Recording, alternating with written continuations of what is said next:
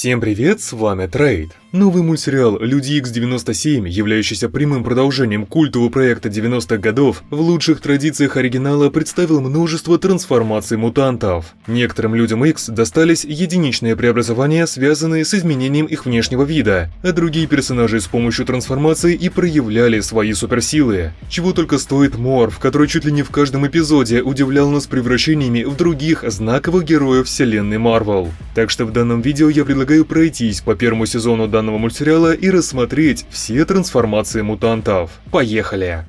Начнем как раз с главного поставщика камео в данном проекте – Морфа, обладающего способностью превращаться в любого человека, при этом копируя не только его внешность, но и в некоторых случаях даже суперсилы. Чаще всего он использовал свой дар в бою, но бывали и ситуации, когда герой делал это просто ради забавы. Так, в первой серии Морф принял облик считавшегося на тот момент погибшим профессора Ксавье, чтобы подшутить над Циклопом. Это неуважительно, Морф.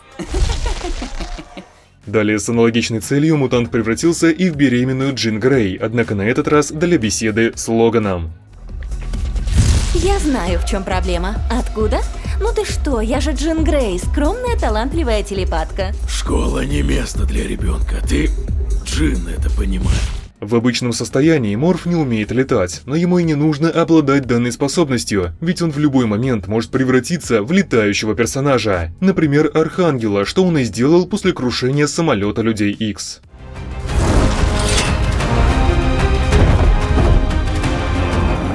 В битве против гигантских стражей Морф подсобил Росомахе, превратившись в пузыря, мутанта с чрезмерно лишним весом.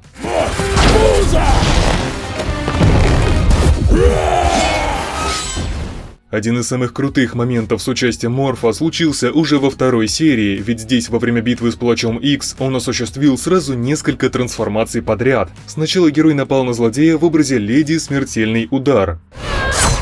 Затем, чтобы воспользоваться неуязвимостью, превратился в Колосса. И наконец продолжил атаку, применяя ловкость и боевые навыки Псайлок.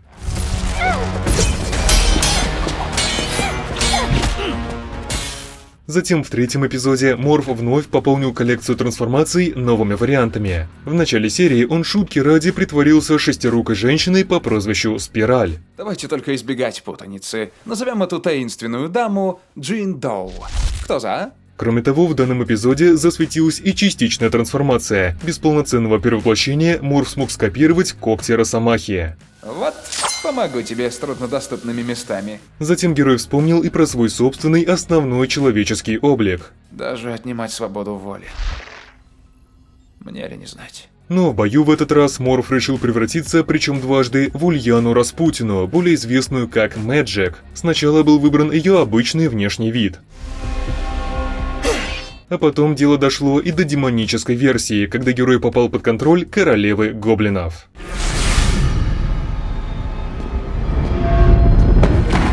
Да, моя королева, я само могущество! Все предыдущие камео были, конечно, интересными, но седьмая серия поставила новую планку. Здесь Морф превратился в ртуть и даже применил его суперскорость. Люди Икс, взять его!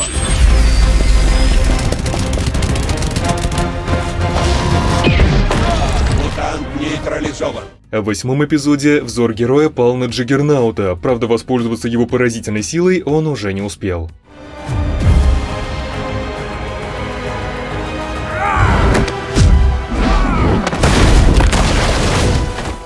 Зато в девятой серии Морф в полной мере наверстал упущенное, выбрав для сражения другого громилу, самого невероятного Халка.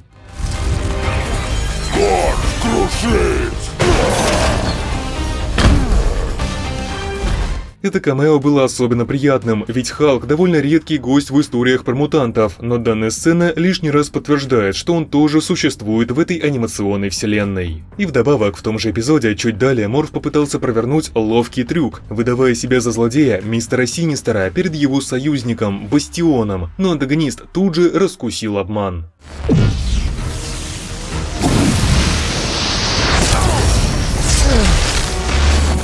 К слову про мистера Синистера, он тоже удостоился одной трансформации в финальной 10-й серии. На протяжении своей жизни, чтобы сохранять молодость, злодей поглощал ДНК множества мутантов, однако Джин Грей в образе Феникса решила положить этому конец, из-за чего он стал уродливым стариком.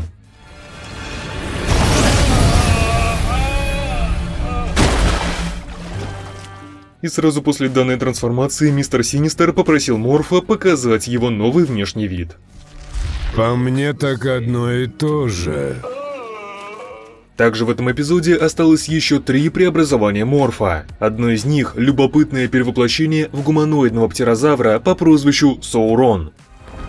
Нейтаном занимается кузнец. Второе – это очередное приятное фансервисное камео. Тут герой взял облик и способности Мистера Фантастика, участника Фантастической четверки.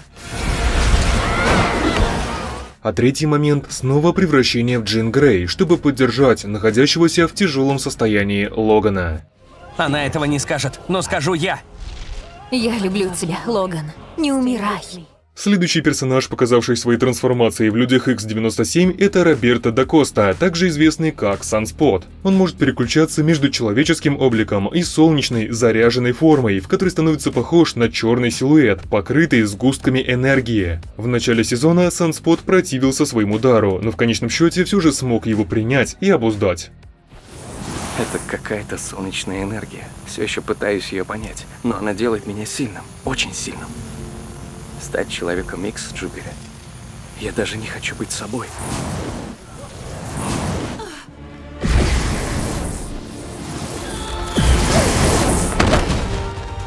Эй, прости, Джубс, ты в порядке? Астероид достигает предельной скорости. Также не стоит обходить стороной и частные случаи, когда разные герои претерпевали изменения и принимали новые формы. Например, одним из самых запоминающихся и важных моментов является преобразование генетического клона Джин Грей, созданного мистером Синистером. В 3-й серии, когда правда о природе ее происхождения вышла наружу, злодей склонил девушку на темную сторону, и та символично изменила свой внешний вид, взяв себе новое прозвище «Королева Гоблинов».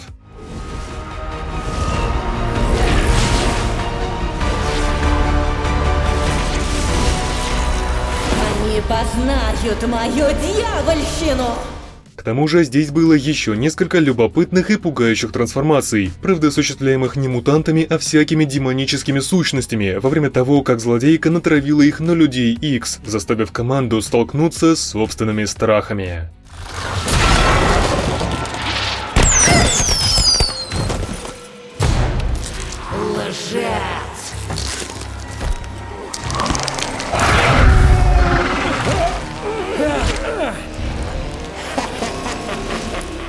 Небольшую сюжетную арку в этом сезоне также прошла и Шторм. Здесь она потеряла свои силы и стала обычным человеком, после чего пыталась их вернуть, проходя через разные испытания. Таким образом, Аурора встретилась с антагонистом, мистическим демоном, который в попытках сломить героиню демонстративно превратился в других Людей Икс. Взгляни на свою семью.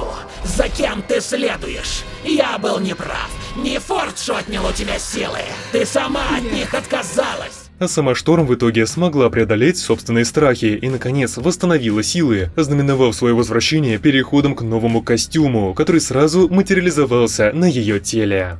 Но молния здесь я!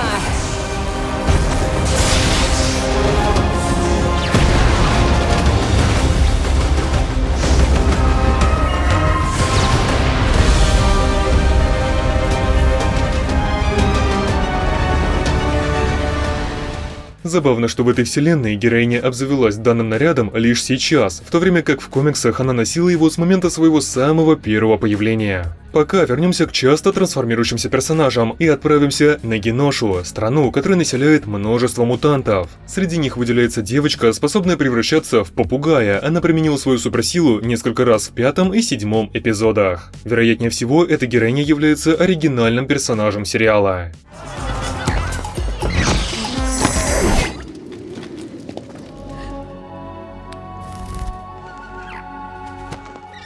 Также на Геноше засветилась и Эмма Фрост, которая в теории тоже может менять свой внешний вид, приобретая алмазную форму. Однако данная особенность считается ее вторичной мутацией, и по сюжету мультсериала она впервые проявилась лишь в 7-й серии, тем самым позволив Эмме выжить под завалами. Невероятно.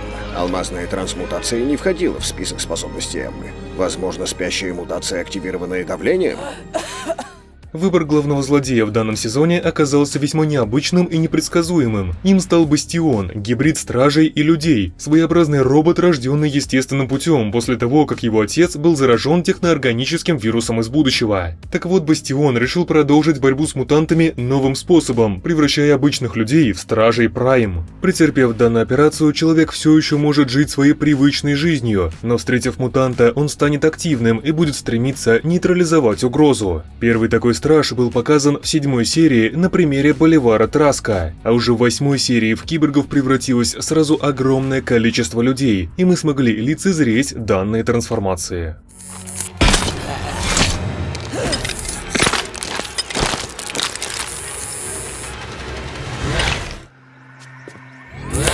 Йоу, Форд, выйди-ка отсюда. Сдавайтесь, мутанты.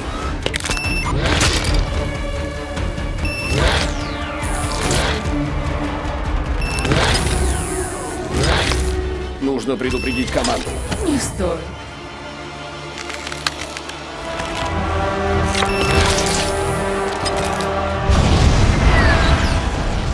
А в заключительной серии стражи снова стали людьми.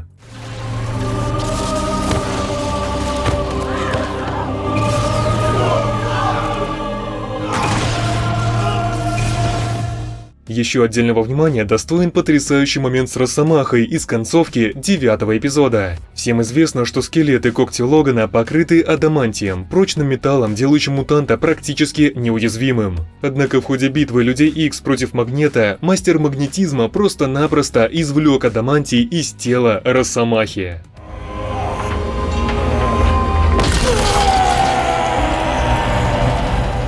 Пока дальнейшая судьба Логана остается неизвестной. Может, он просто исцелится и продолжит жить со своим родным скелетом, а может, как в комиксах, трансформируется в дикого монстра в результате обострения мутации. Напишите в комментариях, какой из этих вариантов хотели бы увидеть вы. И вот, наконец, мы полноценно дошли до финальной 10-й серии. Если раньше трансформацию получила генетическая копия Джин Грей, то сейчас момент славы достался и оригинальной девушке. Когда казалось, что героиня потерпела поражение, она внезапно воскресла, обратившись в форму Феникса, который дал ей новые могущественные силы.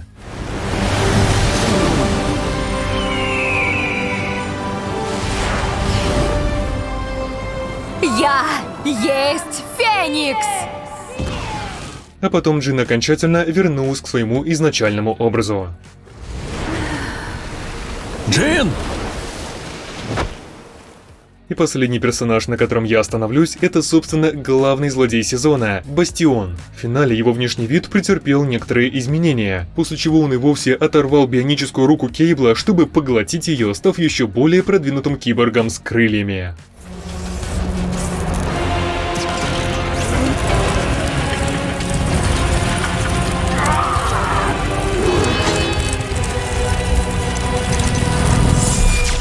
Но в дальнейшем образ Бастиона менялся только от повреждений, нанесенных людьми Икс, что в конечном счете привело к его самой жуткой форме.